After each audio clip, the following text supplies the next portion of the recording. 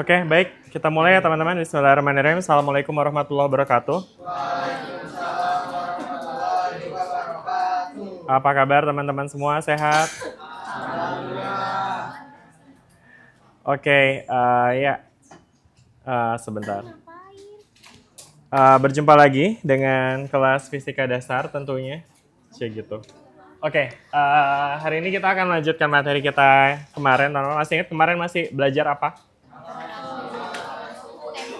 Suhu dan temperatur ya. Kalor, suhu, dan temperatur. Oh, ada energi kinetik pada gas juga. Oke, mantap. Udah ngerjain PR-nya ya?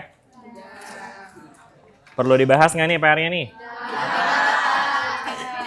Emang nggak mau latihan gitu?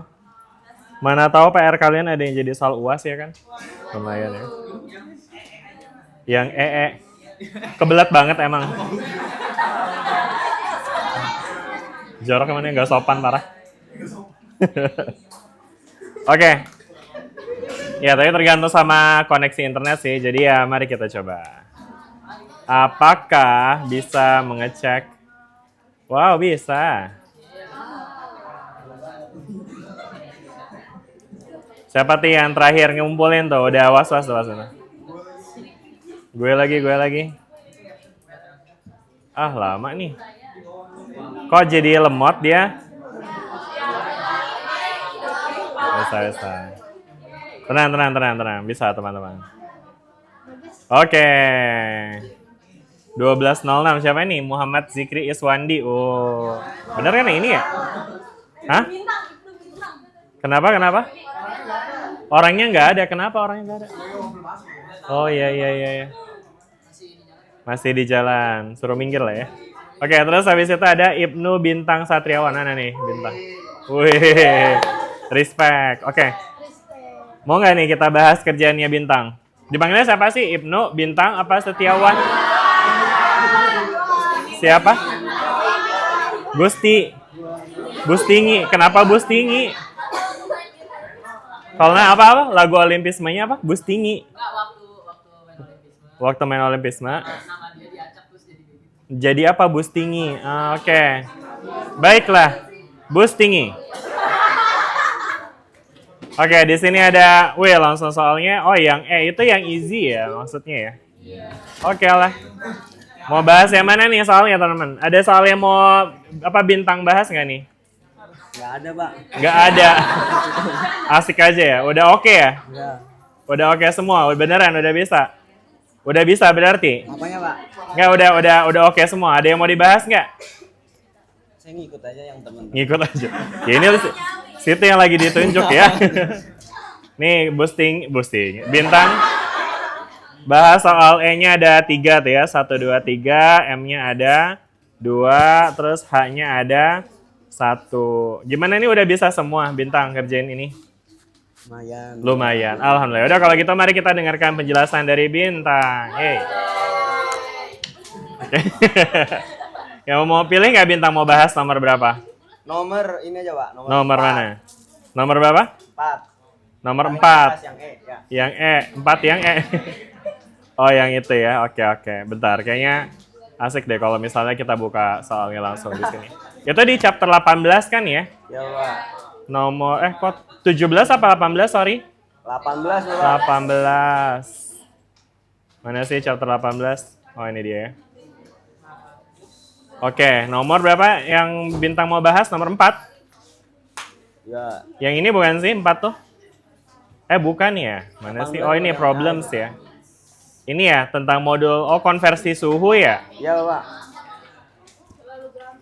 Terlalu gampang ya? Katanya suruh bahas ya. Udah nggak apa-apa. Yang penting ada yang dibahas ya. Oke. Yuk Bintang yuk. Gimana nih? Oh bentar, saya mungkin coba copy workingnya Bintang ya. Oke. Anyway ini kelihatan nggak layarnya teman-teman? Saya kecilin dikit. Terus ini workingnya saya masukin ke sini. Oke. Gini kali ya. Kelihatan ya? Masih aman ya? Oke, silakan Bintang. Boleh dijelasin apa nih yang dikerjain di sini Bintang? Di situ ada 2, Pak. Ada yang A sama Mic-nya mana mic-nya? Ditaruh di kedengeran kok. dipegang. Iya, oke gitu. Di soal nomor 4 itu ada dua pertanyaan yang nomor 4A sama nomor 4B. Iya. Yang nomor 4A itu diketahui Tolong yang lain tenang ya ini Bintang lagi jelasin. diketahui min 71 Celcius. Di mana tuh? Yang B diketahui itu 137 Fahrenheit. Nah, untuk yang soal A itu disuruh Ngubah aja ya dari Celcius ke Fahrenheit. Celsius ke Fahrenheit. Untuk yang B? soal B itu dari Fahrenheit ke Celsius. Oke, nah terus gimana cara ngitungnya tuh? Untuk nomor A itu, saya tuh nggak tahu ini ada rumusnya ya Pak. Rumusnya dari mana tuh? Kok begitu ya rumusnya ya? Dari mana tuh? Dari Allah. Dari buku. Dari mana deh? Dari dulu. Iya kan ya? Iya benar-benar. Kenapa sih resebar pada ya? SMA Pak. Dari apa? SMA. SMA. Oke, siap. Ada SMA juga Pak. Iya, terus. Yang nomor yang A itu Fahrenheit sama dengan 9/5 dikali Celsius. Yang Celsiusnya itu yang dimaksudin tuh yang minus 71 Bapak. Minus 71. Terus ditambah 32. Bentarnya dikali 9/5 ya. Terus habis itu ditambah dengan 32. Hasilnya berapa ini? Minus 900. 958. Iya, gede banget ya. Salah Pak, sebentar Pak. Tulisan saya bagus sekali tuh. Sekali kau nasi bujang. Tapi cara ngitungnya udah clear ya teman-teman ya. Yang lain juga mungkin udah ngerti cara ngitungnya. Sepakat ya. Asik. Besok. Sepakat ya. Itu siapa itu? Ada trademarknya siapa ngomong kayak gitu? Mang Bintang-Bintang ini ya saya ngomong gitu ya. Coba ya. Ini kalau dihitung harusnya segini nih 479/5 atau minus 95,8 Bintang. Mana komanya ini? Oh salah Pak berarti. Iya. Jangan diulangi ya. Salah Pak. Oke, tapi anyway teman-teman jelaskan nih teman-teman dengan rumus. Ya emang ada rumus yang teman-teman tentu bisa banget pakai ya, dan ini ya lebih straightforward aja. Cuma kalau misalnya teman-teman lupa, teman-teman bisa recall lagi, teman-teman bisa pakai skala ya, masih ingat gak pakai skala? Ya kan yang kemarin kita bahas tuh, masih ingat gak cara bikin pakai skala? Kita bikin aja side by side gitu ya kan? Terus yang penting di sini adalah kita tahu nih batas atas sama bawahnya dari Celsius sama Fahrenheit. Di Celsius ada 0 sampai 100, di Fahrenheit ada 32 sampai 212. Nah, tapi di sini problem yang ditanya adalah di minus 71 nih, berarti kan agak di bawah ya. Nah, tentu si Fahrenheit juga nantinya akan agak di bawah juga nih, ya kan? Nah, karena kita belum tahu berapa, mungkin kita bisa tulis aja pakai T gitu misalnya, atau X boleh ya. Oke. Nah, yaudah habis itu teman-teman nanti bisa aja bikin perbandingan nih antara apa misalnya. Misalnya ini dibandingkan dengan ini gitu ya kan. Ini A per B gitu ya. Nah, tentu nanti dia akan sama dengan ini nih, C per D gitu teman-teman. Bisa dipahami nggak sampai sini nih? Bisa. Wus. Mantap. Nah, yaudah deh. Berarti kan A per D-nya itu adalah, teman-teman mungkin kalau tulis pakai 0 dikurang minus 71 ya. Dibagi dengan 100 dikurang minus 71. Kayaknya sebenarnya nggak mesti sama ujung ini sih, teman-teman. Kalau misalnya teman-teman mau pakai yang ini juga boleh aja. Kayaknya lebih gampang pakai ini. Jadi A-nya yang itu, terus B-nya ini, C-nya ini, D-nya yang ini ya. Jadi kalau misalkan kita pakai kayak gini, teman-teman, mungkin biar lebih enak ngelihatnya, minus 71 kurang 0 aja ya. Jadi semua dikurang ke reference point-nya yang 0 ya. Terus dibagi dengan 100 kurang 0 gitu ya. Sama dengan X minus 32 dibagi dengan 212 dikurang 32 gitu ya. Nah nanti hasilnya nanti sama nih pasti dengan yang didapat sama Bintang nih. Kalau nggak percaya coba aja ya. Iya. Gitu ya teman-teman ya. Jelas nggak sampai sini nih? Gampang ya? Ngerti ya? Sepakat ya teman-teman? Sepakat. Keren juga tuh kayak gitu tuh. Terus kalau yang B gimana Bintang? Nah, untuk yang B sendiri kan itu Fahrenheit ke Celsius. Tadi kan ditambah, nah itu tinggal dikurang Pak. Itu nasi mana?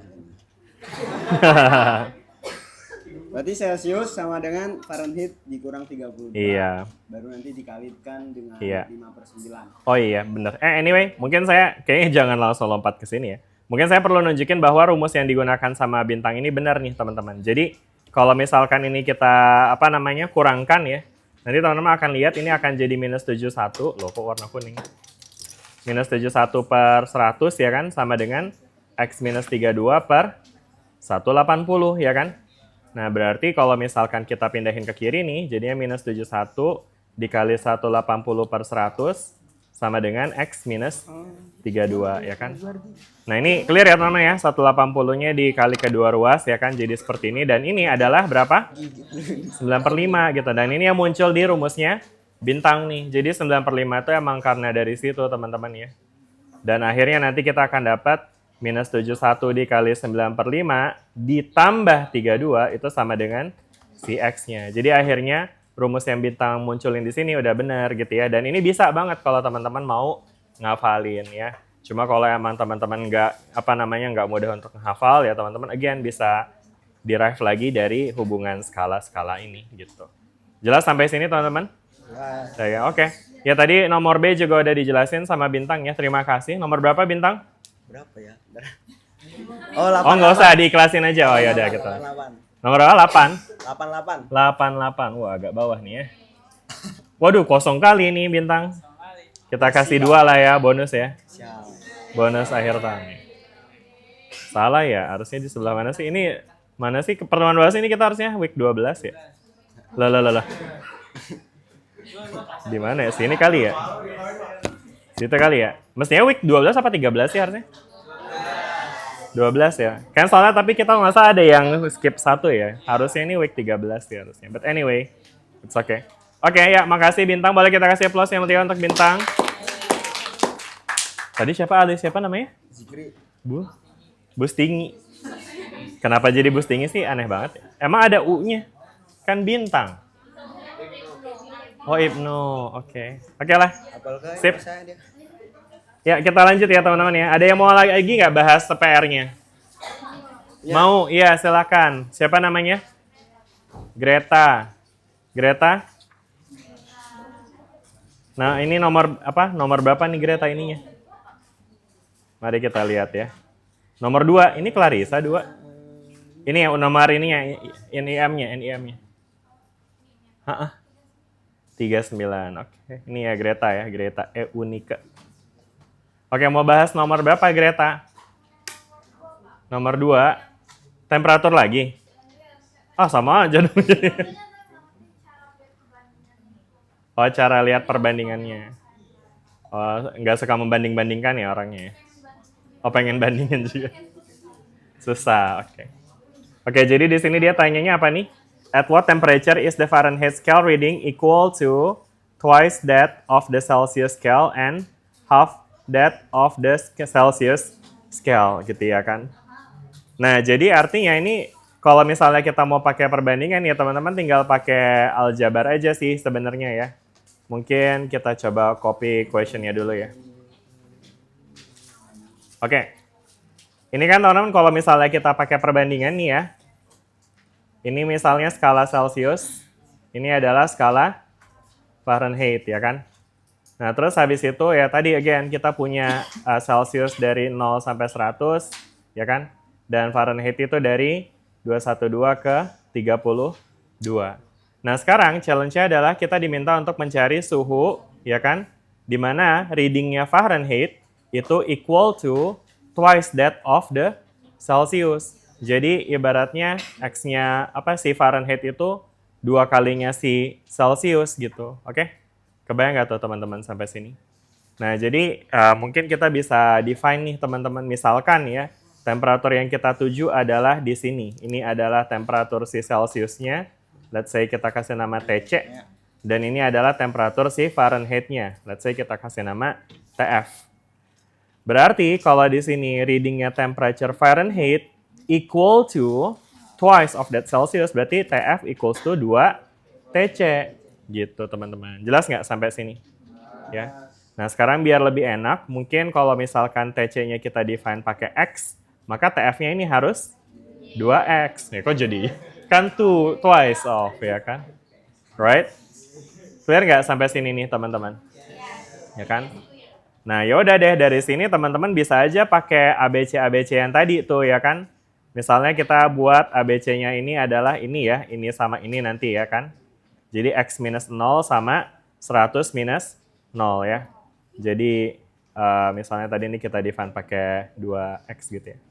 Nah, jadi kalau misalkan kita buat ini A sama B-nya, maka ini nanti akan jadi C-nya dan ini jadi si D-nya nih, ya kan?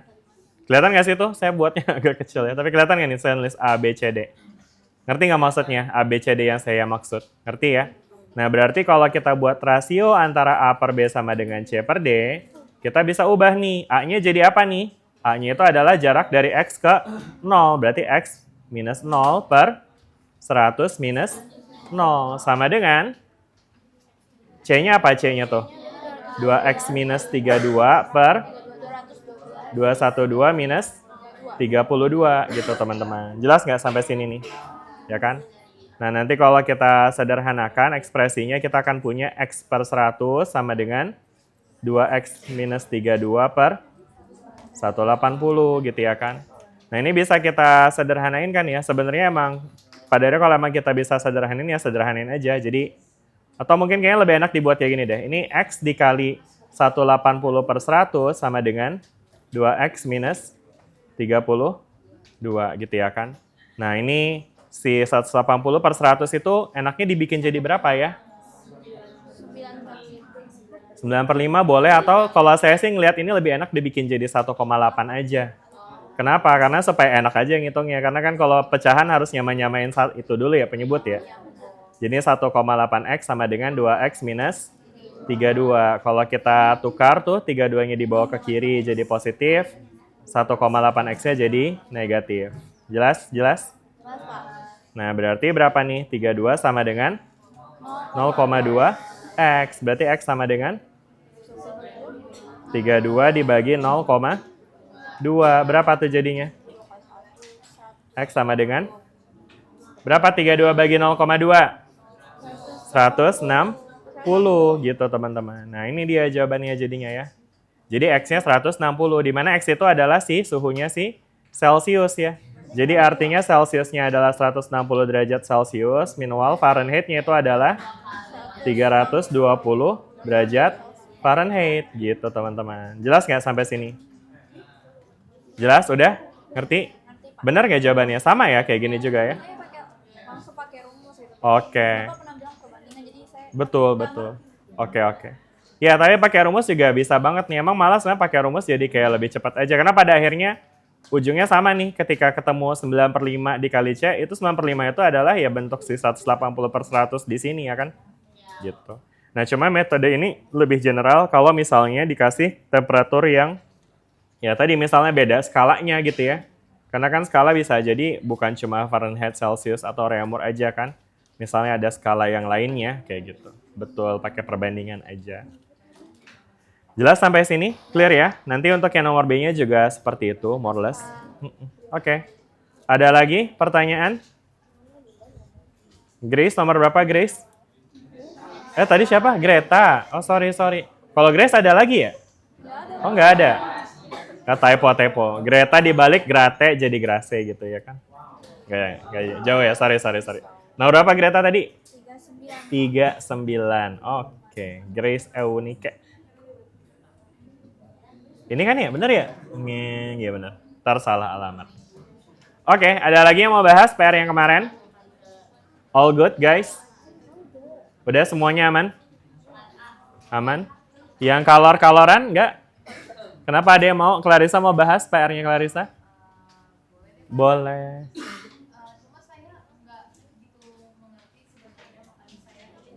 Oke.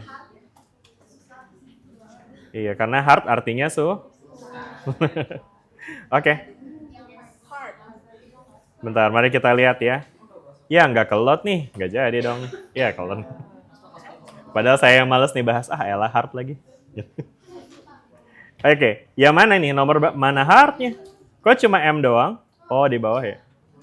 Waduh, panjang bener nih soalnya. Wow, udah di-translate nih tapi ya. Oke, sip. Nih, Clarissa ngerjain soal nomor 41 nih, teman-teman. Ada yang ngerjain soal 41 juga nggak? Sama ya? Jangan-jangan semuanya ngerjain 41 lagi nih. Coba kita lihat ya. Oh. Nah, ini 41 nih. Bener juga. Ini ya. Nih. Oh, kompak sekali ya 41 juga. Solid ya, friendship ya, friendship. Olimpis. Coba Serina. Nggak ada lagi yang ngerjain soal lain. Iya, 41 semua nih. Apa?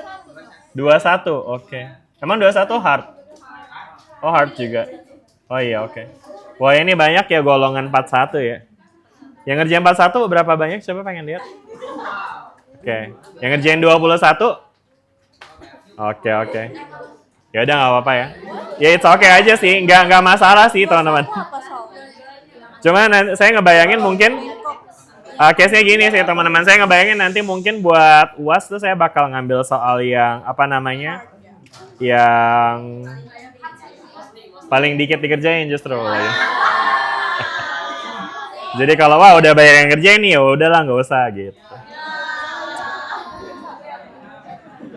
Udah ya, kita coba ya teman-teman ya. Nah ini ada pekerjaan dari Clarissa nih. Katanya ada, boleh nih Clarissa dijelasin dulu soalnya itu tentang apa? Jelasin soalnya doang ya. Jadi ada 2 buah es batu ya, yang masanya itu 50 gram. Dia dijatuhin ke air yang masanya itu 100 gram. Jadi es batunya sama ya masaknya ya? Ya 2 buah es batu 50 gram dijatuhin ke air yang 200 gram di wadah yang terisolasi. Dengan kata lain nggak ada pertukaran maksimal. Nah, kalau suhu awal air itu 25 dan suhu esnya itu minus 15 derajat Celcius, berapa suhu akhir sistem ketika mencapai kesetimbangan termal? Oke, nah ini tentang kasus pencampuran jadinya ya. Oke, memang kemarin kita belum sempat bahas soal ya, kemarin kita bahas teorinya aja ya kan. Nah tapi ini soal sudah dikerjain sama ya mayoritas teman-teman di sini lah ya. Oke, tapi kira-kira teman-teman ada kesulitan nggak ngerjainnya? Nyatanya ini kerjain ini semua nih. Aman ya, sebenarnya. Ini 50 gram itu masa untuk kedua batu esnya atau cuma satu doang? Satu. Berarti masanya harusnya dikali 2 atau gimana? Oke, di sini mana? Ini masanya MS-nya 50. Ini pokoknya ditulis diketahuinya dulu gitu ya nih ya sama Clarissa ya. Terus habis itu di sini ada C air sama CS. Ini pakai apa ya tabel ya kayaknya karena di soal tuh nggak dikasih tahu ya C-nya berapa ya. Oke. Nah terus habis itu dari sini nanti kita bakal punya bentar ini gimana sih ini biar nyambung. Saya taruh belakang aja lah yang ini. Nah gitu ya. Nah jadi wah ini J-nya misah jadinya. Oke, udah lah gitu lah ya. Oke. Nah terus habis itu di sini nih Clarissa ngitung nih kalor yang dilepas air saat turun dari 25 sampai F. Oke. Terus habis itu ada kalor yang diterima sama S, pemanasan dari peleburan, pemanasan, setimbang air sama dengan S. Banyak amat sih ini Clarissa kerjaan. Iya udah gitu ada A sama B lagi. Iya nggak apa-apa, it's okay. Ini soal yang A-nya baru yang dibahas di sini ya. Soal B-nya apa? Beda lagi tuh. Oh ada kubus. Ya udahlah ya bahas satu-satu dulu ya, bahas yang A-nya dulu ya. Oke, jadi untuk yang soal A ini teman-teman tapi udah nyambung ya dengan soalnya ini ya dan saya rasa teman-teman juga udah coba kerjain ini masing-masing. Jadi case-nya adalah di sini kita punya air ya kan, yang masanya adalah 200 gram dengan temperatur 25 derajat Celcius.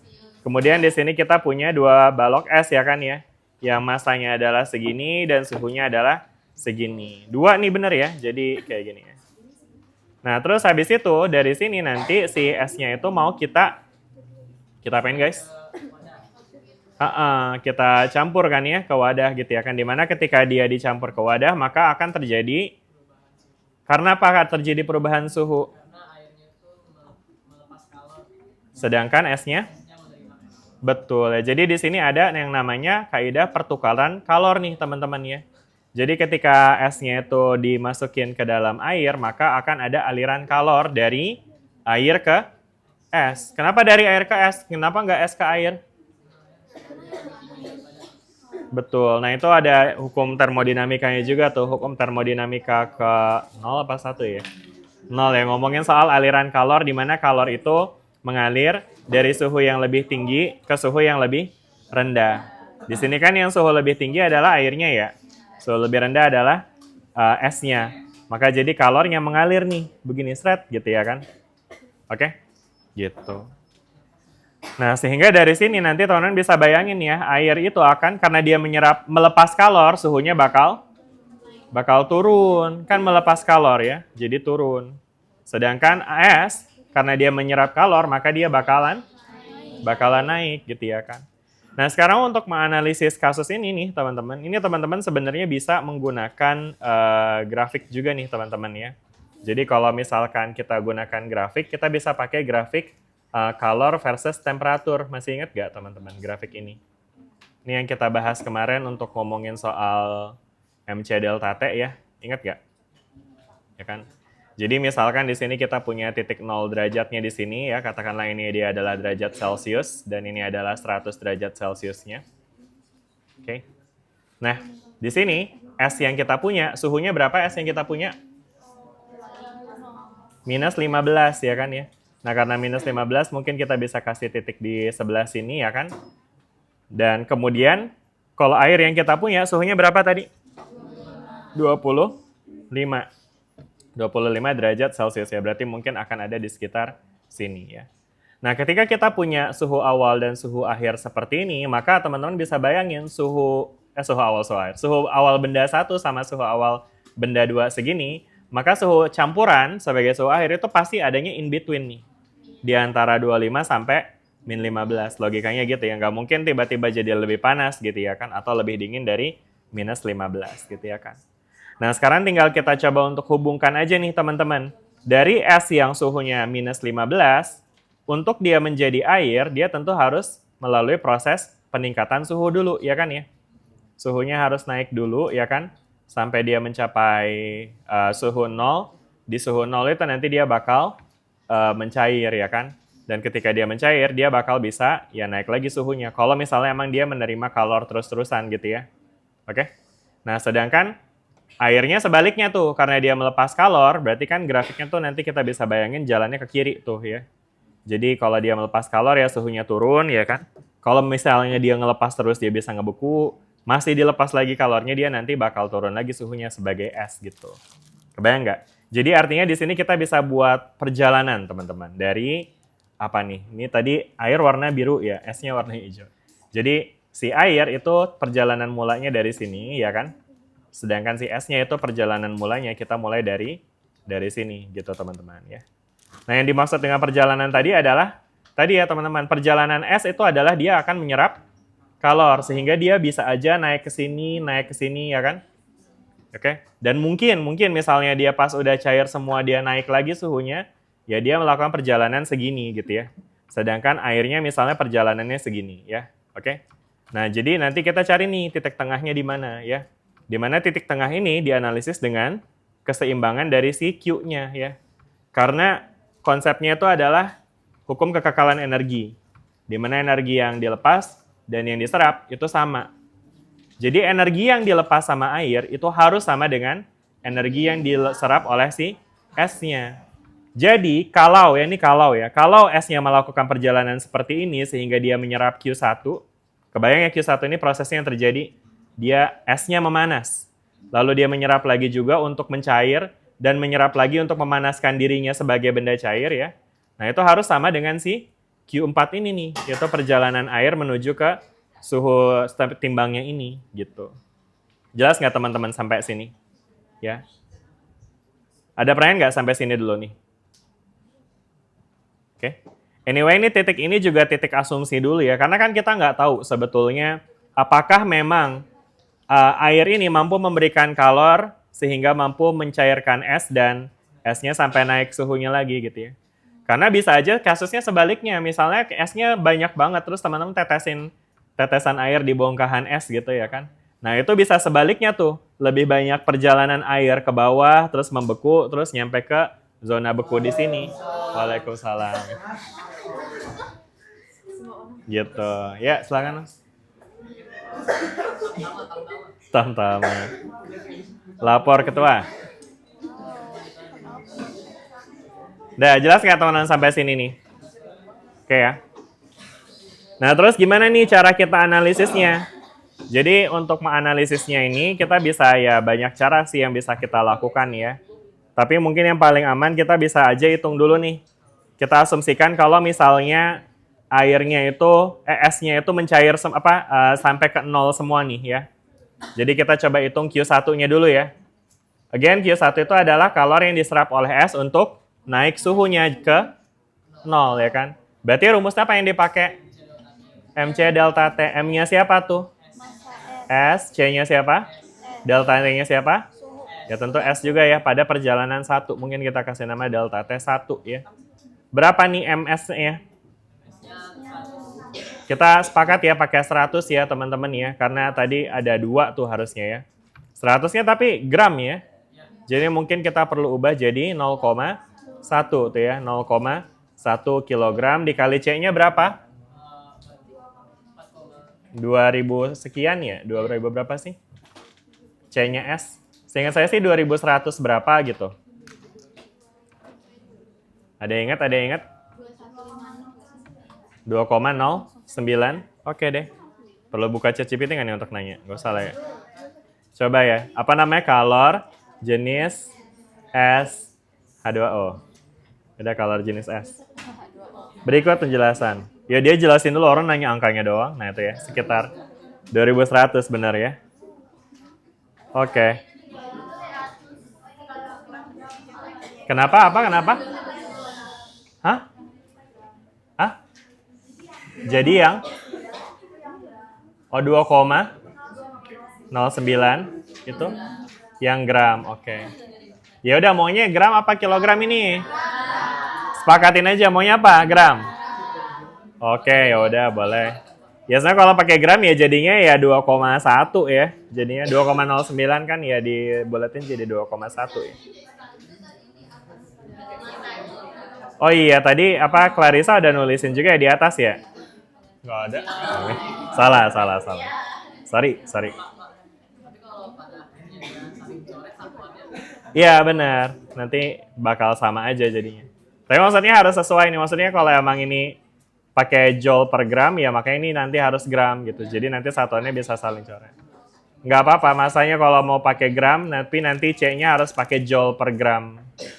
Gitu. Soalnya nanti pas dikali, nanti gramnya saling coret gitu. Oke. Jadi pakai berapa sih ini? 2,09 ya jadinya ya? Jadi berapa? 50 kali 2,0. Oh iya, 100 kali 2,09 kali delta T-nya berapa tuh? Ya. 100 kali 2,09 kali 15 ya. Kan dia Q1-nya ini ceritanya naik ya. Dari min 15 ke 0. Berarti kan perubahan suhunya positif ya. Karena dia suhunya bertambah. Berapa tuh hitungin? 3135 joule ya. Kalau Q2-nya berapa? Mungkin kita compare dengan Q4 deh. Teman bayangin sekarang kalau misalnya Q4-nya kita asumsikan sampai 0 ya.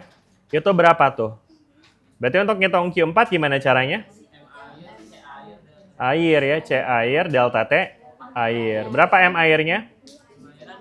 200 kali 4,18 kali 25 ya kan ya, karena dari 25 ke 0 ya. Nah tapi ini karena dia nanti melepas ya jadinya negatif sih sebenarnya ini ya. Berapa nih jadinya Q-nya? 20.900. Nah jadi dari angka ini teman-teman bisa dapat gambaran awal nih bahwa oh ternyata airnya itu punya energi yang lebih banyak gitu ketika dia melepaskan kalor gitu ya kan. Karena ditunjang sama masanya dia juga yang lebih banyak, terus C-nya juga lebih besar gitu ya kan. Makanya jadi dengan asumsi ini kita bisa dapetin ide bahwa oh kayaknya setimbangnya di sini deh gitu ya. Bisa dibayangin atau nggak sampai sini? Oke? Ya jadi dengan membandingkan Q1 dengan Q4 yang sampai 0 ya, kita bisa dapat ide bahwa most likely titik setimbangnya ada di fase air ini, fase cair ini. Jelas? Oke? Ada yang mau tanya nggak? Yang belakang aman? Wah itu Dua-duanya ini habis Silang-silang. keren banget. Oke. Lagi ada acara apa? Emang kalian janjian? Enggak? Oh, menwa. Oh, keren banget. Yang ijo-ijo itu ya? Lagi mau ada acara menwa? Enggak? Apa? Kemarin. Oh, habis ada apa tuh? Pendidikan atau apa? I see. Keren. Mantap. Respect. Ya, kenapa? Tolong teman-teman, ada pertanyaan nih dari... boleh mic-nya juga nggak sekalian? Mic-nya mana ya tadi? Oke, boleh tuh. Apa pertanyaannya? Q1 kan itu yang dia menyerap ya. Mm-mm, Nah, tapi dia belum ditambah sama yang Q2 kan. bener. Jadi mungkin nanti belum tentu juga bakal ada di titik yang merah itu. Nah, bener banget. Jadi, bagusnya kita coba aja tes lagi nih Q2-nya ya. Iya. Q2 berapa nih kalau kita hitung teman-teman? Atas request dari Bapak Bagas, kita coba hitung Q2 dulu nih ya. Dimana Q2 adalah... Q2 itu apa sih kalau kita jelasin Q2 nih? Laten. Kalor yang digunakan oleh siapa? Oleh Wes, untuk ngapain? Untuk mencairkan suasana. Oh, bukan mencairkan dirinya sendiri. Nah, ngitungnya tentu pakai rumusnya apa? MS dikali sama C-nya L ya. LS untuk mencair ya kan? M-nya 100, C-nya 334 aja. Itu joule per gram ya. Oke, good. Jadi berapa nih? 33.400. Nah, dari angka-angka ini kelihatan nih ternyata apa nih teman-teman? ternyata lebih besar yang menyerapnya. Kelihatan nggak? Jadi maksudnya ternyata kalau kita compare nih, misalkan kita compare seperti ini ya, ternyata kalor yang dibutuhkan untuk meningkatkan suhu es dan mencairkan es itu lebih besar daripada kalor yang bisa diberikan oleh si air untuk dia sampai ke 0. Clear nggak? Jadi ternyata dugaan kita untuk bilang bahwa setimbangnya di sini itu kayaknya salah nih, ya. Kenapa? Karena ya tadi kita bisa lihat dari nilai ini nggak balance tuh, ya kan? Karena maksudnya ketika kita asumsikan ekspresinya seperti ini aja, ini ternyata dia masih lebih besar si yang hijaunya, ya kan? Daripada yang biru. Sedangkan berdasarkan hukum kekekalan energi, nggak boleh tuh, nggak balance ya. Karena kan nih yang ngasih energi tuh si airnya, ya kan? Jadi air cuma bisa ngasih, ya paling banyak kalau sampai dia 0 ya, ya dia cuma ngasih 20.900 gitu. Sedangkan demand-nya dari es kan sampai 30 ribuan lebih ya. Makanya jadi artinya titik tengahnya bukan di sini ya. Terus di mana dong berarti? Di antara, betul ya. Jadi kita bisa bayangin dia bakal ada di antara nih teman-teman. Jadi di antara Saiful Jamil sekali ini. Oke, jadi artinya dia harusnya di antara Dana OVO. Oke, gini ya. Jadi di sini ada Q2-nya mungkin harusnya segini aja gitu ya. Jelas nggak? Sedangkan Q1-nya, ada lagi nih. Jadi ada Q3-nya begini teman-teman. Jadi Q3-nya belong ke si airnya gitu ya. Jelas nggak sampai sini teman-teman? Nah yaudahlah ya. Kayaknya sih kalau udah segini sih most likely udah bisa balancing ya kan? Gitu. Makanya dari sini kita sekarang coba untuk analisis deh ya kan.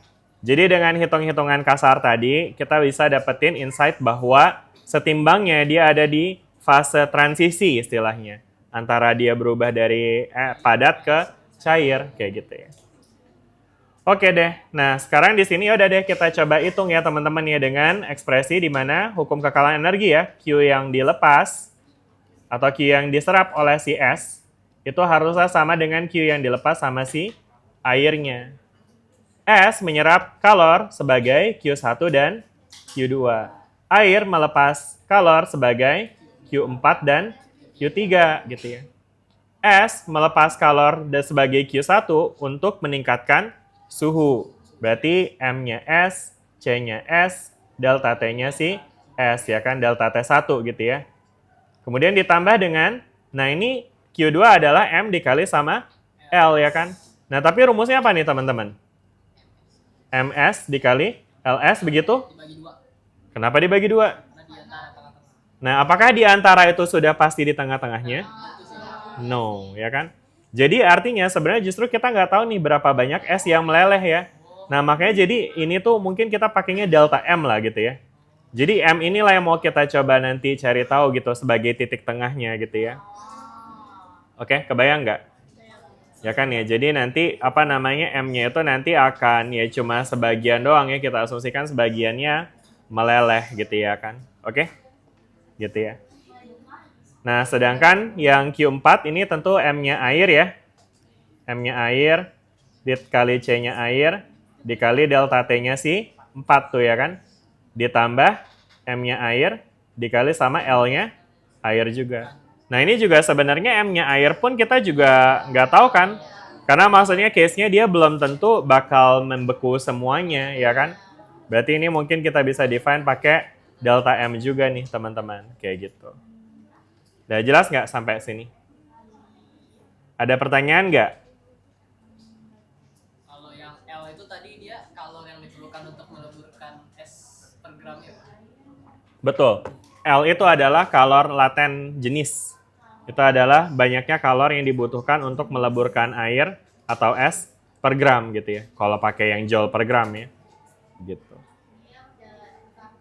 Oke, jelas? Iya, betul. Itu dia dari bergantung sama materialnya. Kalau kita ngomongin cairan yang lain atau benda yang lain dengan persamaan kimia yang lain tentu bakal beda gitu ya. Oke, jelas sampai sini teman-teman? Udah ya? Nah, sekarang kita akan lanjut ya teman-teman ya. Sekarang dari sini berarti kita masukin deh angka yang kita punya. Di mana MS adalah 100 ya kan? Dikali sama berapa ini tadi? 2,09. Dikali sama delta T1-nya 15 ya. Nah, ditambah delta M dikali sama LS. LS berapa? 334 ya. Oke. Nah, terus nanti dia bakal sama dengan M-nya air, yaitu adalah 200 ya. Dikali sama C air, 4,18 dikali delta T-nya. 25 ditambah delta M lagi kali sama L air, berapa L-nya air? L airnya berapa? Sama ya, 334 juga benar ya? Benar, karena kan L itu kan kalor lebur yang berkaitan dengan satu proses transformasi kan, dari cair ke padat atau padat ke cair itu sama nilai L-nya. Nah, tapi lain cerita kalau ngomongin cair ke gas atau gas ke cair, itu L-nya beda tuh. Jadi ada L, istilahnya apa? L fusion sama L vaporization. LF gitu ya. Oke, jelas nggak teman-teman sampai sini nih? Udah ya. Anyway, ini notes-nya juga adalah, ini delta M yang ada di sini beda ya dengan delta M yang ini ya. Delta M yang ini adalah delta M-nya si S. Berapa banyak S yang mencair. Sedangkan kalau ini adalah delta M-nya si air yang menggambarkan berapa banyak air yang membeku gitu ya kan. Gitu ya. Nah, sekarang berarti kalau case-nya kayak gini, bentar. Tadi kan case-nya, bentar ya mikir dulu ya. Ini kan masih lebih banyak si ininya ya. Oke, kayaknya mungkin lebih gampangnya adalah kita asumsikan nggak ada, maksudnya gini deh. Tadi kan pas kita nyampe mana sih? Pas kita nyampe sini, ini kan tadi 20.900 ya. Terus ini adalah berapa nih? 3.135 ya. Mungkin kita akan gunakan asumsi di mana kalau nggak ada air yang membeku, maka lebihan sisanya nih, berarti kan maksudnya airnya cuma sampai 0 ya. Kalau airnya sampai 0 aja ya kan, maka kalor yang diserap sama si S adalah kalor untuk dia naik, which is segini ya, si Q1 sama si Q2-nya ini nih ya. Oke. Jadi artinya kita asumsikan bahwa tidak ada air yang membeku dulu ya. Oke. Jadi asumsi tidak ada air yang membeku ya. Air yang membeku. Maka delta M-nya si air itu sama dengan 0 gitu ya. Nah, sehingga nanti yang akan kita punya udah tinggal ini sama ini, dan nanti kita bisa hitung tuh si delta MS-nya berapa. Gitu. Jelas nggak teman-teman sampai sini? Oke? Bisa dihitung tuh nanti. Gampang lah ya ngitungnya ya. Pakai kalkulator aja ya teman-teman nanti. Bisa nggak tuh ngitungnya gimana? Berarti 100 dikali sama 2,09 dikali sama 15. Terus ditambah X dikali sama 334 sama dengan 200 kali 4,18 kali 25. Sekarang kita mau solve untuk si X-nya. Jadi nanti dapat 53,18. Gitu ya. Kenapa sih harus gitu terus? Ya jadi artinya delta MS-nya itu adalah 53,8 dan ini tentu satuannya adalah gram ya, 53,8. 8 apa 18? 18. Pakai berapa angka penting nih? 2 aja ya, 2. Jadi 53 lah ya, 53 gram lah ya. 53 gram gitu. Nah, jadi ada 53 gram es yang mencair gitu teman-teman ya. Oke, jelas nggak sampai sini teman-teman? Oke, daya cukup ya. Yang B-nya nanti bisa lagi lah ya sendiri. Kalau keluar case kayak gini di UAS bisa? Jangan. Belum juga UAS udah enggak aja ya. Oke ya teman-teman ya, sampai sini ya jelas ya. Ya. Tapi yang A itu nyari suhu akhir. Suhu akhir ya, suhu akhirnya 0 berarti. Oh jadi yang B justru nanya ini ya, berapa banyak massa es yang mencair atau apa? Sama suhu akhir juga. Oh tapi yang mencairnya cuma 50 gram. oh gitu. Ya udah. Berarti itu malah lebih gampang lagi dianalisis harusnya ya. Jadi maksudnya untuk menjawab soal yang A, teman-teman cukup comparing aja nih Q1 versus Q4-nya gimana ya kan? Kalau ternyata Q4-nya lebih besar daripada Q1, maksudnya tadi kita comparing apa sih? Ini ya kita tambah-tambah ya. Q1 sama Q2 full dibandingin sama Q4 itu gimana? Bisa balance apa enggak? Ternyata kan lebih gede Q1 plus Q2 ya. Artinya tarikannya tuh lebih ke bawah tuh. Jadi akan ada di zona transisi sehingga kita bisa jawab tuh soal yang A. Suhu akhirnya adalah 0 derajat gitu. Nah terus habis itu pertanyaan yang kedua adalah Apabila satu es yang mencair. Terus? suhu akhirnya sama. Oh gitu. Oke, ya kayak gitu teman-teman ya.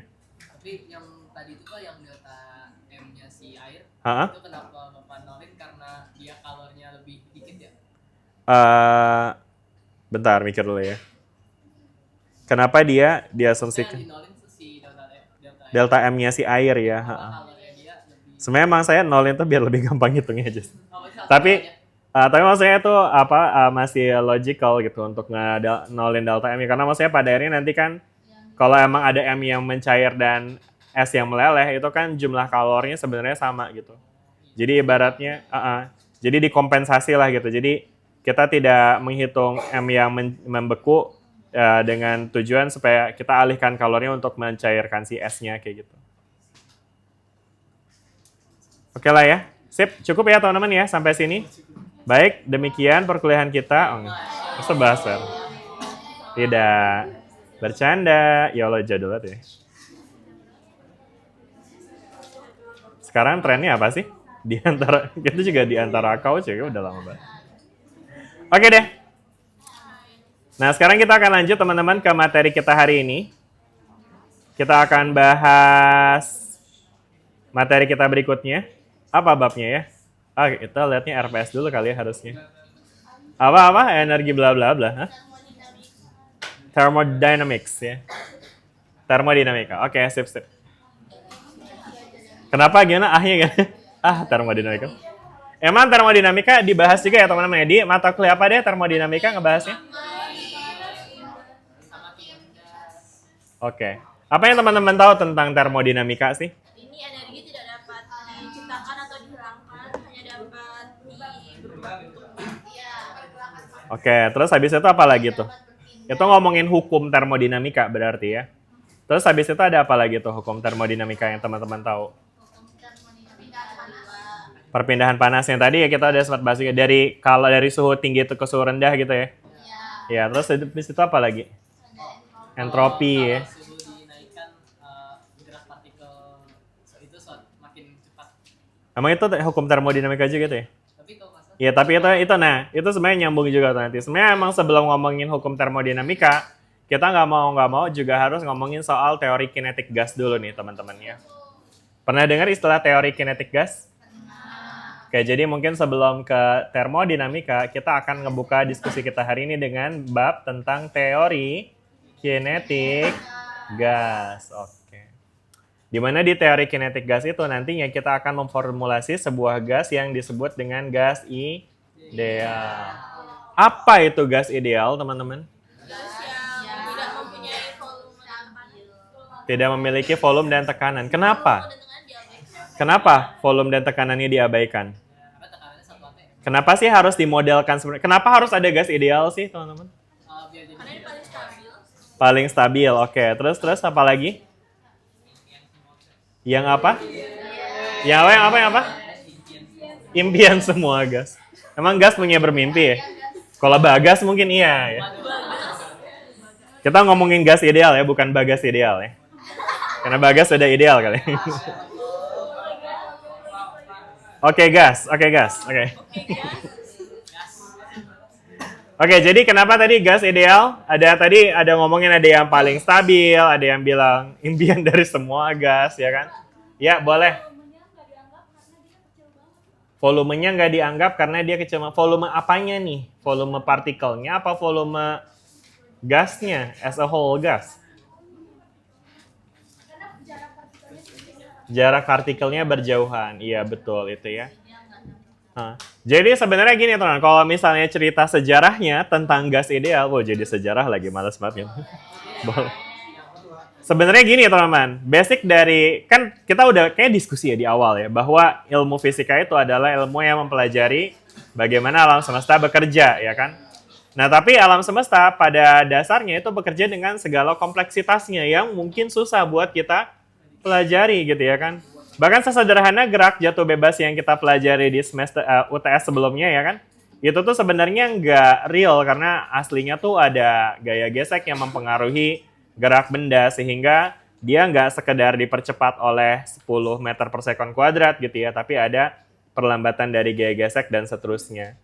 Dan kemudian rumus yang kita pakai tuh yang di kinematika ya kan, itu tuh dia menggunakan simplifikasi ya, di mana gaya-gaya hambat itu diabaikan sehingga bisa dipelajari dengan lebih mudah. Di gerak harmonik yang kita pelajarin kemarin juga gitu ya. Ada gerak harmonik sederhana yang bilang bahwa periodenya itu akan tergantung sama ya pokoknya bandul yang kalau misalnya kita rentangkan pas dilepas nanti dia bakal terus-terusan bolak-balik ya kan. Asumsinya tidak ada gaya gesek, which kita tahu nggak mungkin kayak gitu ya. Karena ada gaya gesek di udara atau di manapun dia bergerak bolak-balik. Nah, gas ideal pun juga sebenarnya gitu, teman-teman. Jadi sejarah dari gas idealnya adalah karena gas yang tidak ideal itu maksudnya gas yang ada di realita yang kita miliki itu adalah gas yang tidak ideal atau sebutnya gas real. Jadi mungkin jangan gas tidak ideal. Tapi gas real. Jadi gas real itu adalah gas yang agak susah, agak ribet buat dipelajarin gitu ya. Nah, karena para fisikawan itu intinya adalah males gitu. Gila, males banget.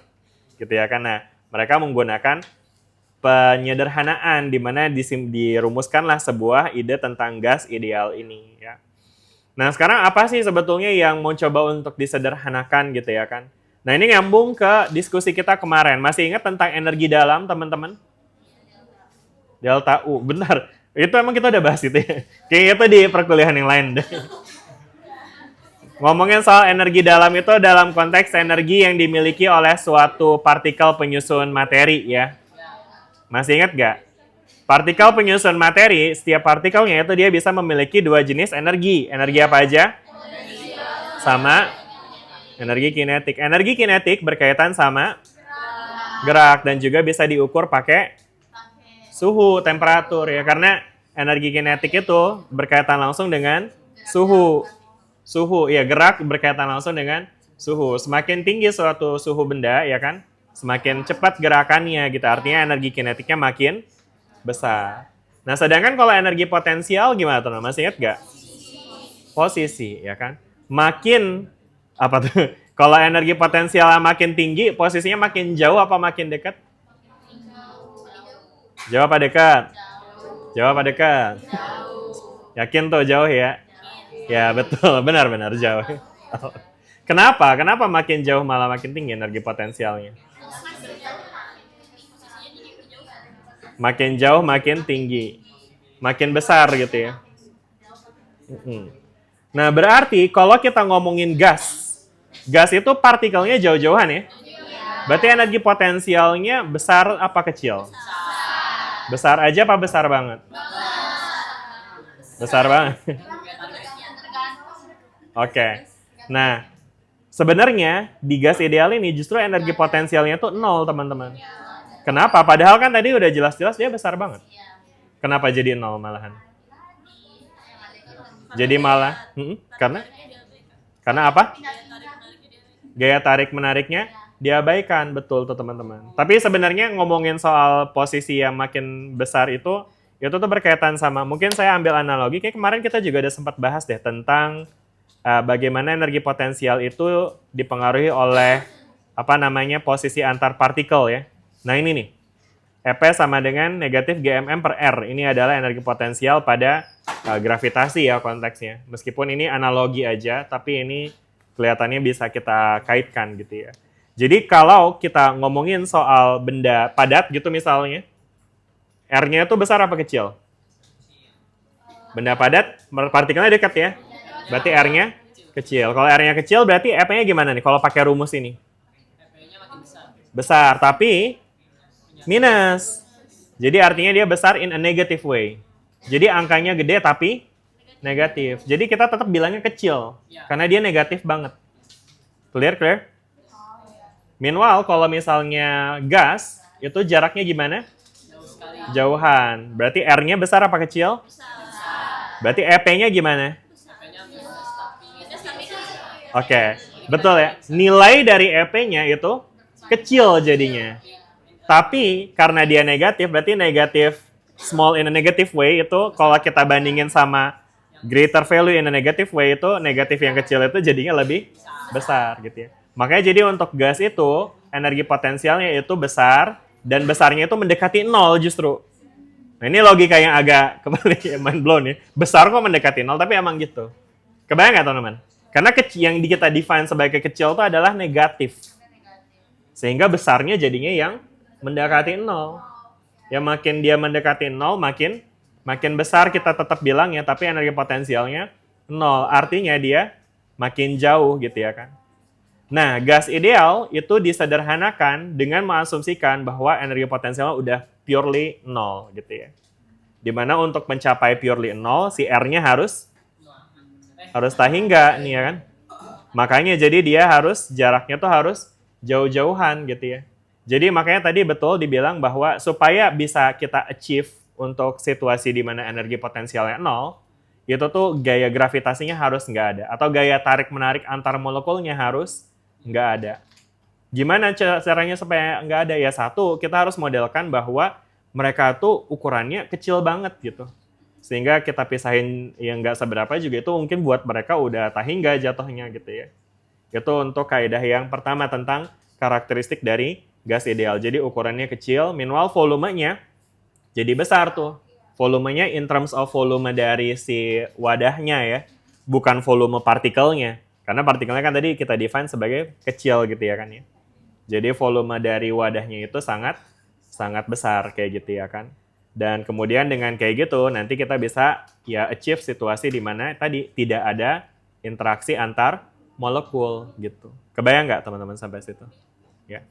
Nah lebih lanjut lagi, again balik lagi si gas ideal ini adalah bentuk yang paling ideal ya yang bisa kita pelajari dengan ya penyederhanaan tadi ya. Jadi sekarang kalau misalkan kita ngomongin gas sebagai partikel pun, partikel sendiri sebetulnya kan banyak macamnya ya, karena tergantung dari jenis gasnya juga. Tentu teman-teman di kimia lebih paham bedanya gas hidrogen, gas helium, gas nitrogen, gas apalagi metana, apa segala macam. Apa sih bedanya teman-teman? Misalnya gas helium sama gas hidrogen deh, bedanya apa? Masanya beda, terus habis itu apa lagi? Kalau dari bentuk partikelnya gimana? Sama apa beda ya? Bentuknya bedanya apa tuh? Gas hidrogen sama gas helium bedanya apa?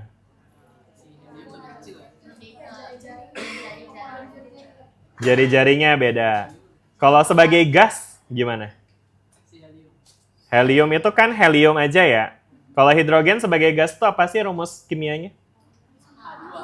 H2. Artinya dia berbentuk perpasangan dari dua partikel H. Kalau helium satu doang gitu ya.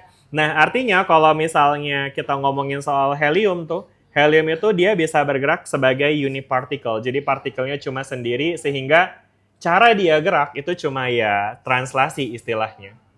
Oke? Jadi lebih simpel lah gitu ya. Gas mulia itu geraknya lebih simpel karena dia cuma sebiji aja gitu ya kan.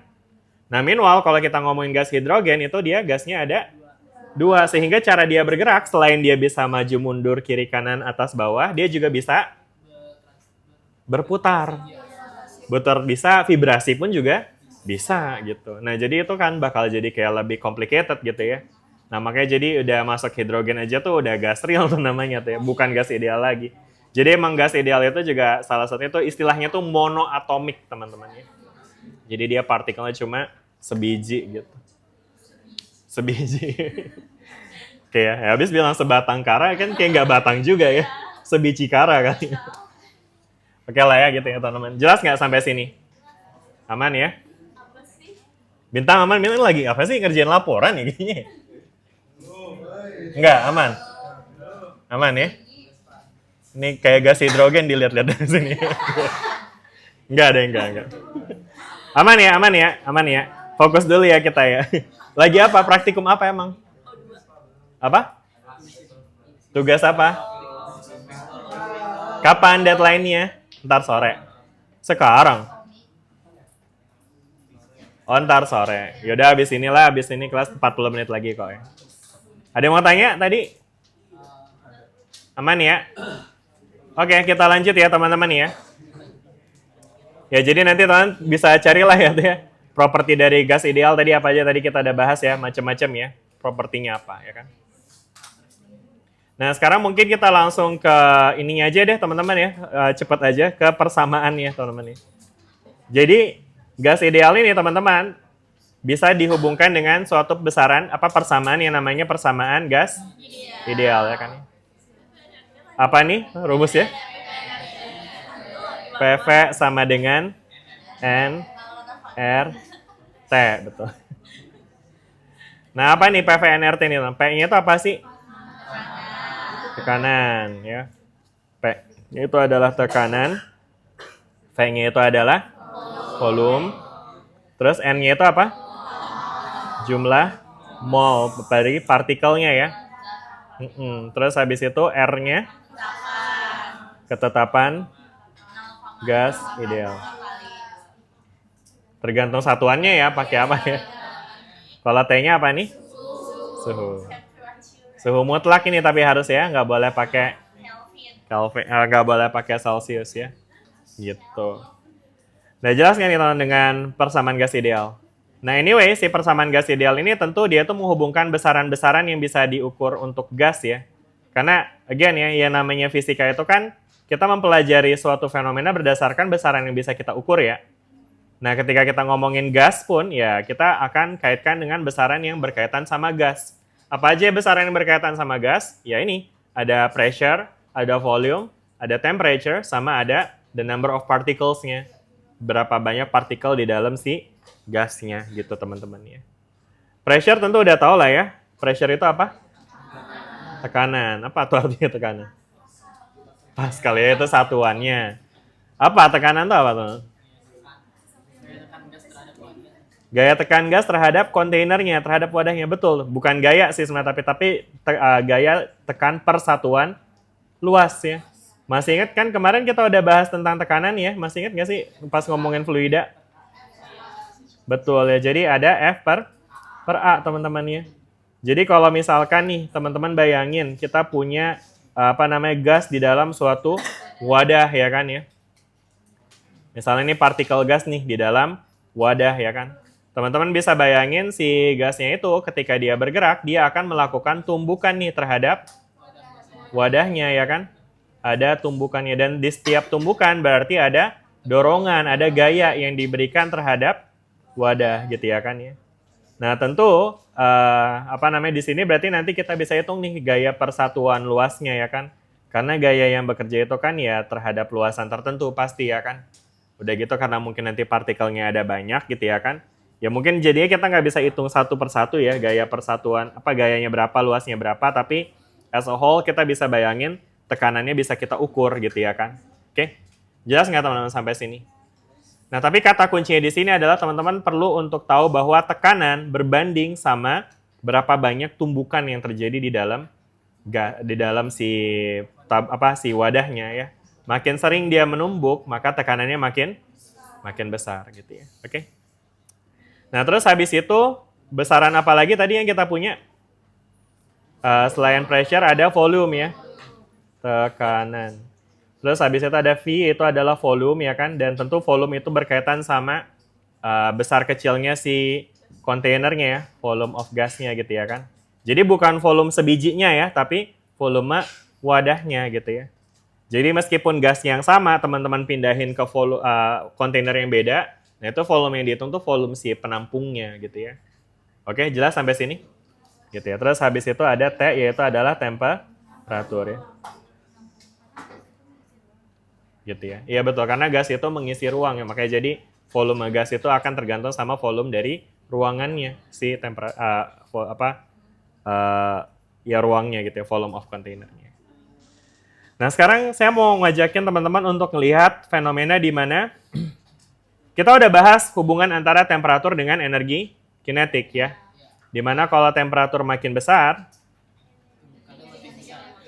iya, ketika temperaturnya makin besar, maka yang terjadi adalah kecepatannya makin tinggi gitu ya kan. Makin cepat geraknya, berarti kira-kira kalau kita ngomongin soal kecepatannya makin tinggi, dia itu akan makin banyak tumbukan ya. Tumbukannya makin banyak gitu ya kan. Sehingga efeknya adalah karena makin banyak tumbukan, tekanannya bakal makin naik gitu ya. Oke. Nah, jadi dari sini kita bisa lihat hubungan antara suhu dengan tekanan, di mana suhu sebanding sama tekanan. Semakin besar suhu, semakin besar juga tekanannya gitu ya. Nah, kemudian habis itu apa lagi nih? Kalau misalkan kita bandingkan sama volume nih teman-teman, hubungan antara volume dengan tumbukan, tentu kita juga bisa lihat ya, ketika volumenya makin besar nih, maksudnya nih wadahnya, kalian bayangin ya ini dia gerak-gerak tuh ya kan si partikel gasnya.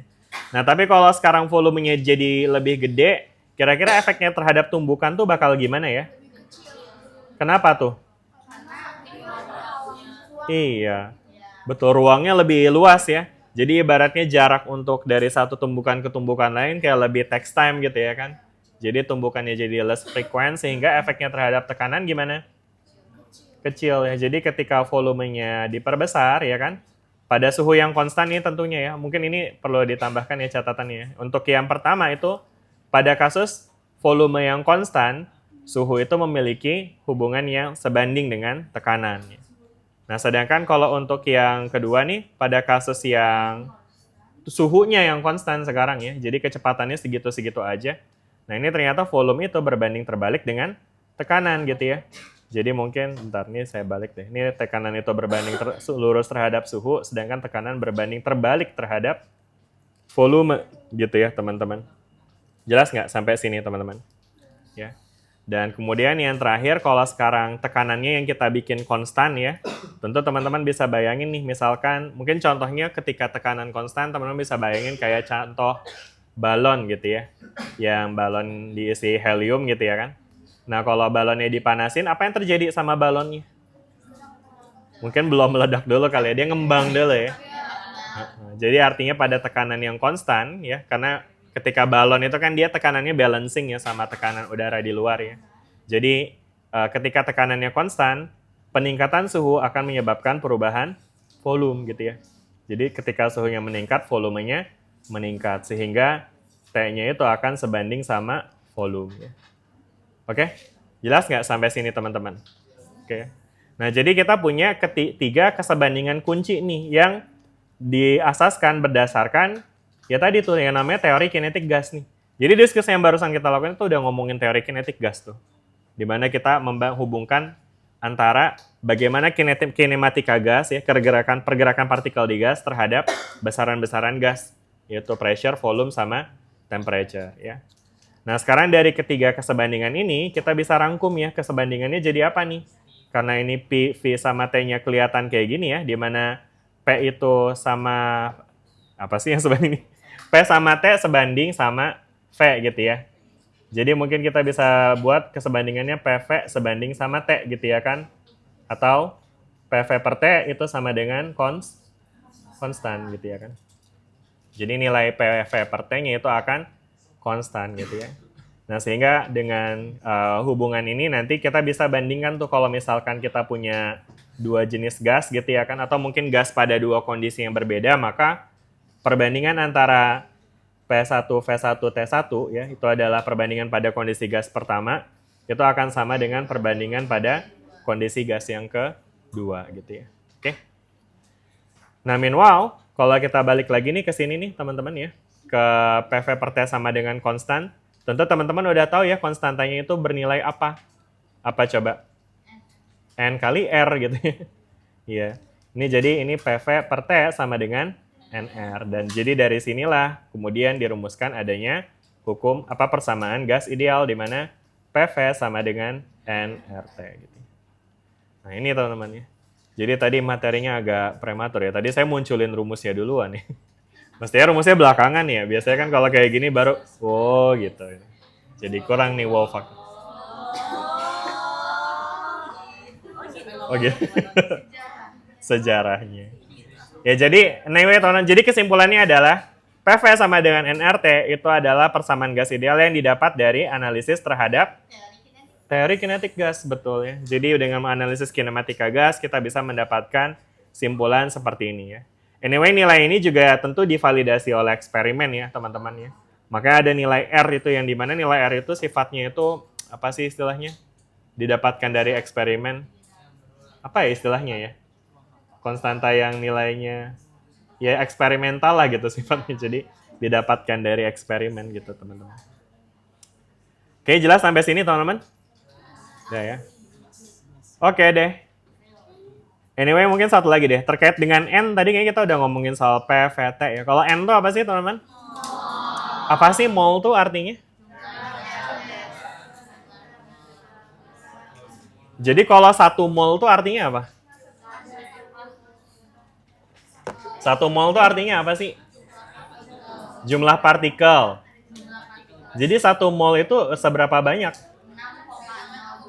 Bilangan Avogadro, betul. 0,02 kali 10 pangkat 23 partikel gitu ya kan. Ya ini mah udah pada jago ya berarti emang ya. Mantap. Ya jadi teman-teman udah ngerti ya maksudnya ketika kita ngomongin jumlah partikel dalam mol itu sama aja kayak kita ngomongin jumlah sesuatu dalam notasi yang lebih besar. Kayak misalnya beli pisang 2 lusin gitu ya kan. Oh 2 lusin berapa? Tentu kita tahu 2 lusin itu 24 biji, 24 apa ya kalau bisa? 24 buah gitu ya. Nah, jadi sama halnya kalau kita ngomongin partikel 2 mol. 2 mol itu jangan bayangin ada pik 1, pik 2 gitu ya.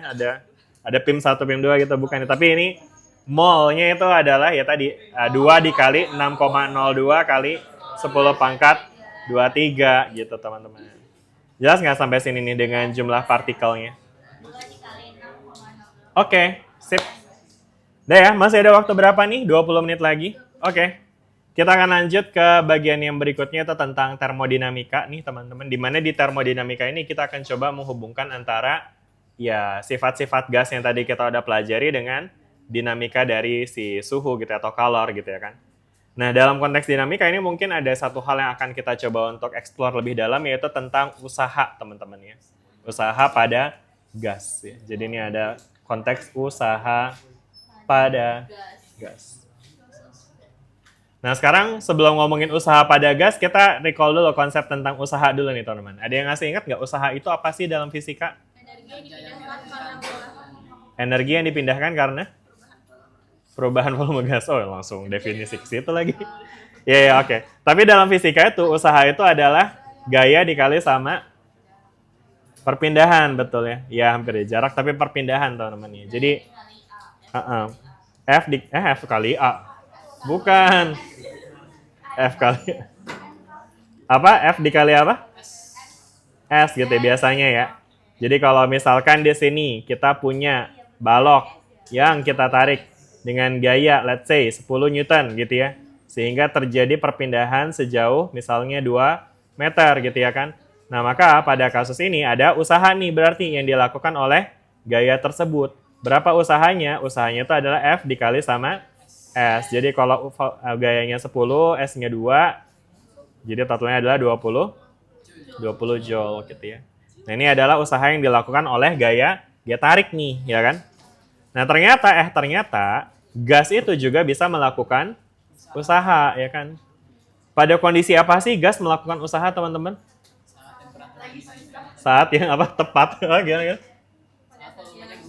Saat volumenya berubah. Gimana tuh hubungannya? Kenapa pas volume berubah dia bisa melakukan usaha? Mana? Karena kalau volume berubah kan gasnya bakal mengisi ruang-ruang yang kosong. Asik. Ketika volumenya berubah, gasnya mengisi ruang yang kosong. Iya, jadi dia ada perpindahan di situ. Ada perpindahan di situ. Oke. Ya.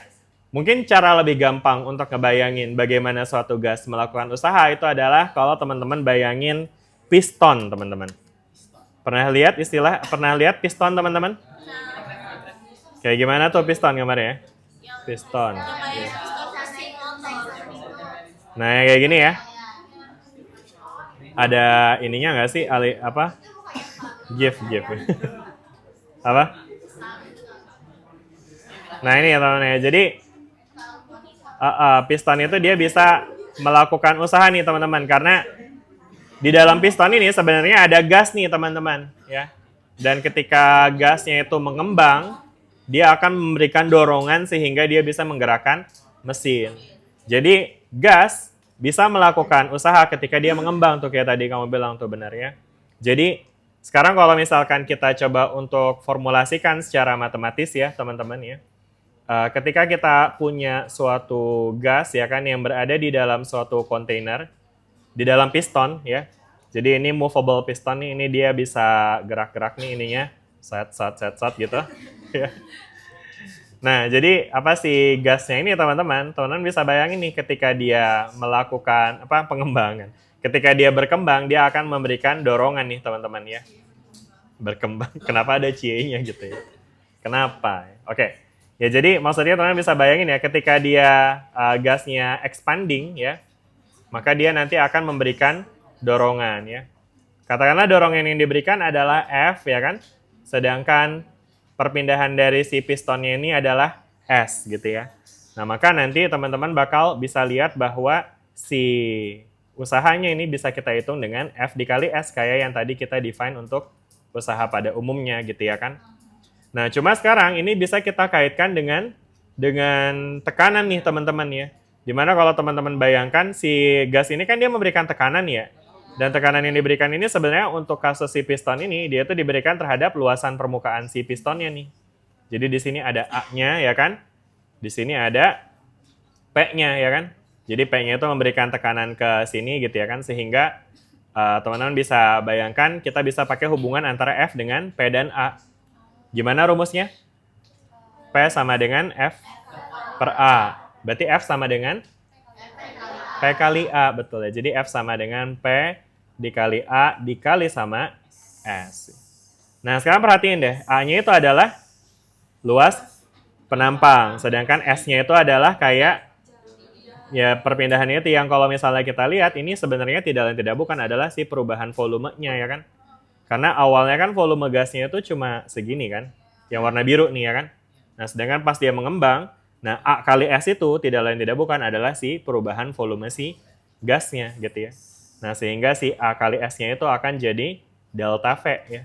Sehingga ada kita dapat W sama dengan P kali delta V gitu ya. Jelas nggak teman-teman sampai sini? Ya.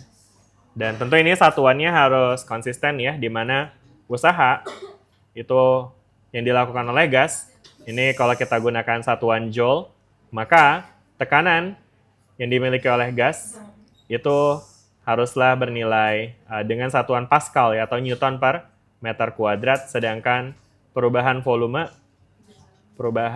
anyway ini perubahan ya teman-teman, yang bukan volume doang. Jadi kalau misalnya kita punya gas dengan volume tertentu, ya dia belum tentu melakukan usaha kalau dia nggak ada perubahan volumenya ya. Jadi perubahan usaha baru terjadi ketika ada perubahan volume gitu ya. Dan tentu satuannya adalah meter kubik gitu ya kalau kita pakai joule dan juga Pascal. Jelas nggak teman-teman sampai sini? Jelas ya? Oke. Anyway, ini mungkin kita perlu kasih note juga bahwa rumus ini itu hanya bisa berlaku ketika suhu tekanannya konstan ya. Hanya hanya berlaku pada tekanan konstan. Apanya? Bukan tekanannya yang konstan, bukan volume konstan. Betul, kalau volumenya konstan ya berarti dia nggak mengembang ya. Nggak berkembang berarti nggak ada usaha gitu ya. Ya makanya kalau dia berusaha pasti berkembang gitu ya. Jelas nggak nih teman-teman sampai sini? Oke? Nah ya itu tadi tentang usaha pada gas ya kan. Nah sekarang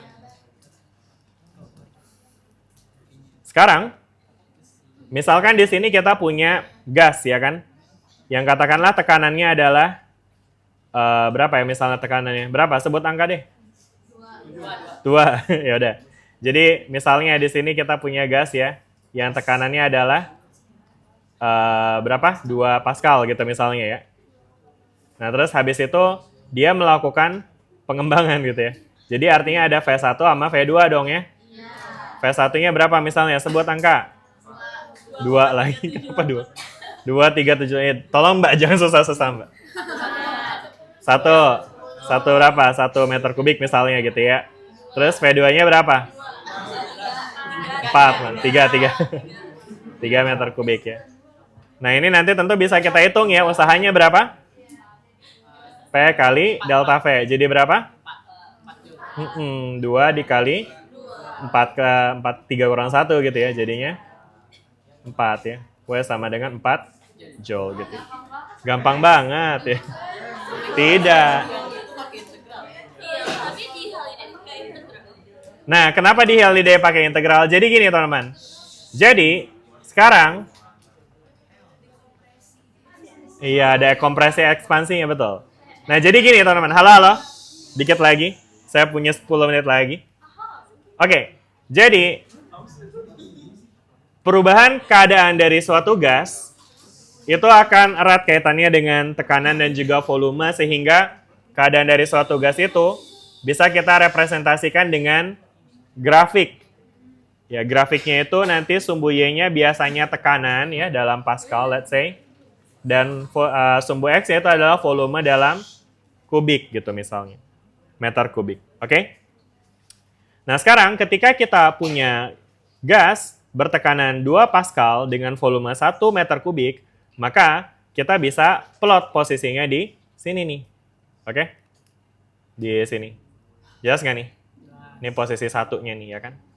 Nah, sedangkan ketika dia mengalami perubahan sehingga volumenya berubah jadi 2, ya kan? Jadi 3 ya. Berarti nanti dia akan berpindah ke sini nih, ya kan? Nah, sehingga perubahan ini bisa kita representasi dengan suatu panah gitu ya kan, yang menghubungkan kondisi 1 ke kondisi 2 nih. Nah, ini yang disebut dengan proses dari gas gitu ya kan. Oke. Proses ekspansi, betul banget ya. Siapa namanya? Iya, Aini. Bagus Aini. Lanjut ya, terus habis itu. Ya udah nanya nama doang ya. Pengen banget. Iya kenal, nama saya Fatan ya. Oke. Nah jadi, ya ntar ya ini ya. Oke, jadi dari proses ekspansi ini nanti teman-teman bakal lihat bahwa ini yang tadi kita hitung adalah 2 kali 2 kan ya. 2 kali 2 yang kita hitung ternyata sesederhana 2 kali 2 ini nih teman-teman. Ya apa tuh jadinya? Luas. Kayak panjang kali lebar gitu ya kan. Ya jadi apa yang barusan teman-teman hitung ternyata itu adalah berkaitan sama luas tuh ya. Luas yang dibentuk dari grafik gitu ya kan di bawah ada luas yang dibentuk oleh region di bawah grafik gitu. Kebayang nggak teman-teman sampai sini? Ya. Nah, kenapa nih memahami ini jadi penting ya? Karena pada akhirnya dengan konsep ini kita nantinya bisa nih menghitung untuk pada kasus yang tekanannya nggak konstan gitu ya. Kayak misalnya dari tekanannya 1 dia ekspansi tapi juga diikuti dengan peningkatan tekanan misalnya. Jadi ke sini misalnya. Oke? Gitu. Jadi dia prosesnya kayak gini misalnya. Nah, pada kasus ini tentu teman-teman jangan takut karena teman-teman juga bisa ngitung ininya juga sama ya apa namanya menghitung usahanya. Tapi jangan pakai rumus ini ya. Kenapa? Karena rumus ini hanya berlaku untuk tekanan konstan. Sedangkan kalau ini dari 1 ke, mungkin kita kasih nama 3 ya. Dari 1 ke 3 ini, atau mungkin jangan di sini. Mungkin 3-nya di sini ya. Jadi dari 2 dia ngelanjutin nih ke 3 gitu ya kan. Nah, pada kasus ini tekanannya konstan kan nih dari 2 ke 3. Nah, berarti nggak boleh tuh pakai rumus ini langsung ya. Nah, tapi kita bisa pakai konsep luas di bawah area tadi itu, luas di bawah kurva tadi, ya kan? Jelas nggak? Ya kan? Nah, jadi dengan menggunakan luas di bawah kurva ini kita bisa nih hitung, ya kan? Nah, secara umum sih kita bisa tulis integral PDV gitu jadinya ya. Dari A sampai B. Atau mungkin dari V1 ke V2 gitu ya kan. Nah, tapi ya kalau emang dari grafik udah kelihatan gampang, ya udah nggak usah diintegralin, langsung hitung aja. Gimana nih ngitung ini? Pakai rumus trapez. Betul. Gimana? Coba yuk, langsung hitung yuk. Ya udah hitung berapa? Ini tadi 1, 3, ini 5 ya. Iya, kalau nggak dipecah aja tuh jadi kotak sama segitiga ya kan? Nggak ada X sama bulatnya tapi ya. Jadi stick fast. Oke, jadi ini berapa nih? Luasnya berapa? Ayo, dikit lagi nih. 6 menit lagi nih.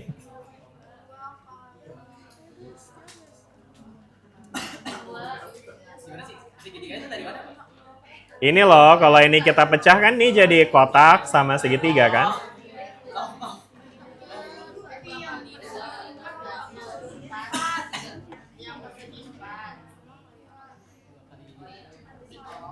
Ih, lama banget ngitungnya. Ayolah, coba. Berapa? 9? Enggak, Sal. Berapa? 4? 6? Ya, 6 tuh, bener tuh, 6. Iya, jangan lupa nambahin. Kalau enggak, hitung aja, guys. Ini kan 1, 2, 3, 4, 5. Nah, ini setengah-setengah, ya kan? 6 udah. Gitu. Kelihatan nggak sih tuh kotak-kotaknya? Ya udah gitu doang, guys. Jelas nggak nih sampai sini? Jelas ya? Ada pertanyaan nggak? Udah? Cukup? Tinggal 5 menit lagi nih ya. Ada pertanyaan nggak? Cukup ya? Lanjut ya? Nah, baru nih kita masuk ke materi utamanya nih.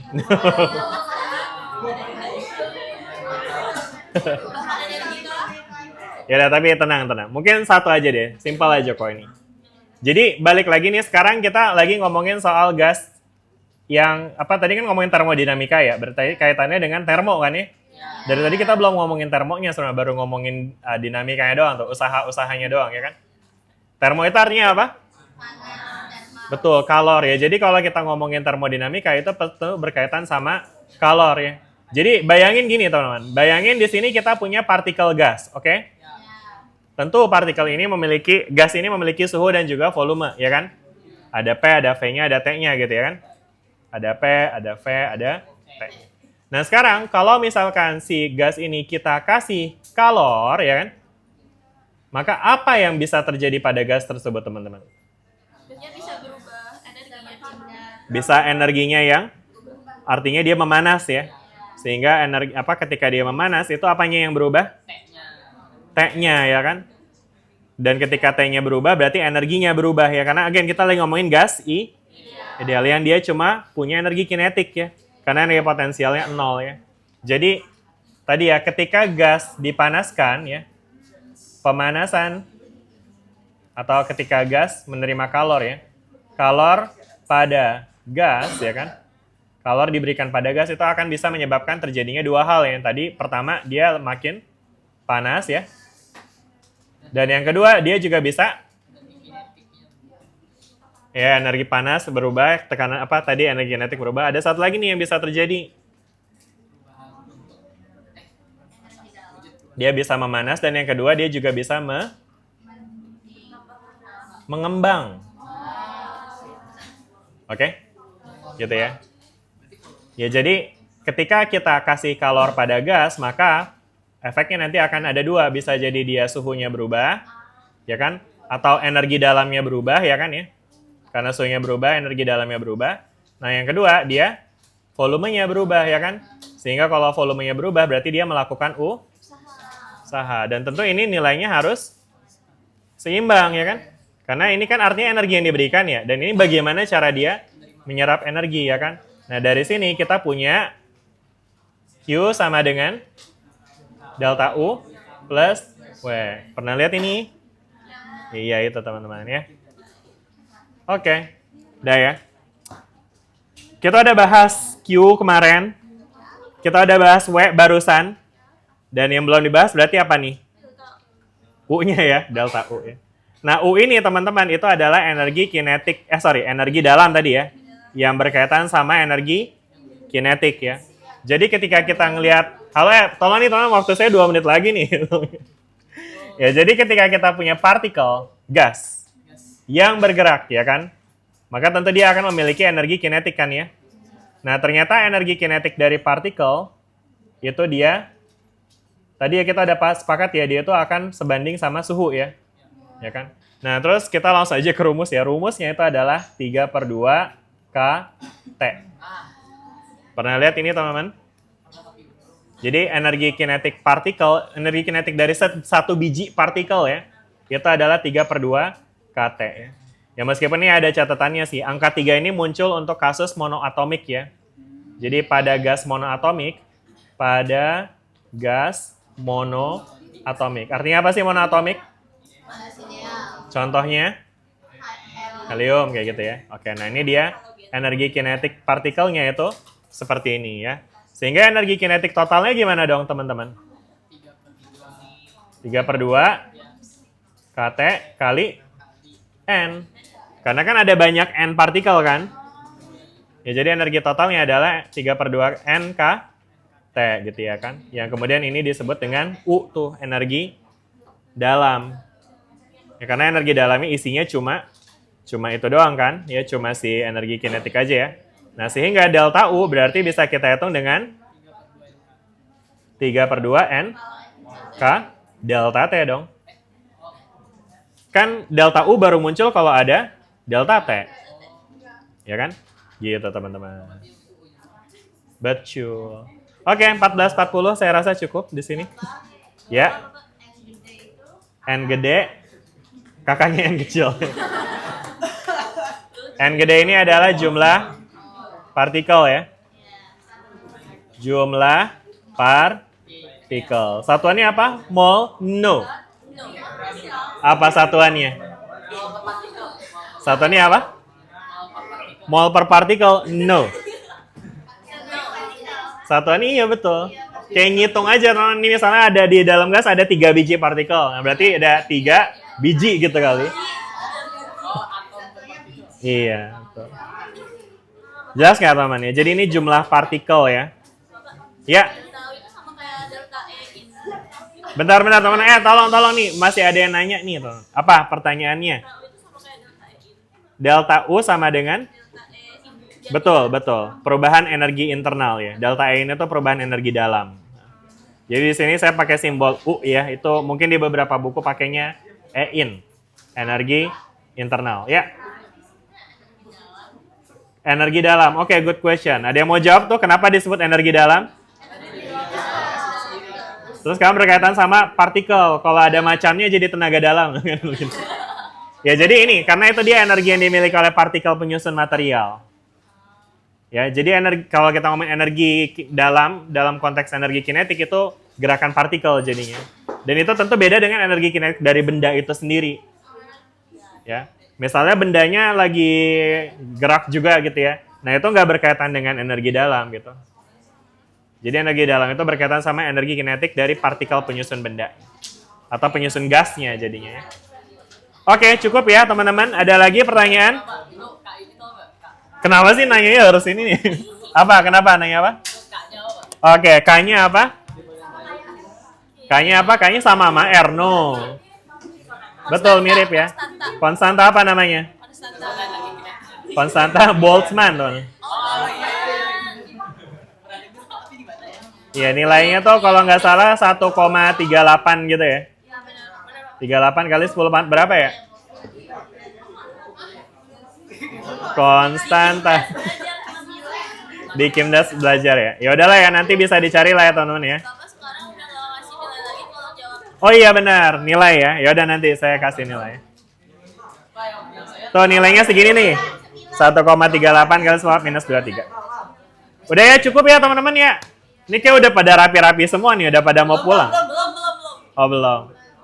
Ada lagi kuliah habis ini? Nggak ada, serius. Udah lanjut kali ya kita ya. Sampai jam 6. Oke deh. Baik, kalau gitu kita akhiri dulu teman-teman. Nanti buat nilai-nilai jangan pada kabur dulu ya kalau pada mau masukin nilai. Baik, terima kasih semuanya. Sampai ketemu lagi di pertemuan kita minggu depan. Dah semuanya. Assalamualaikum.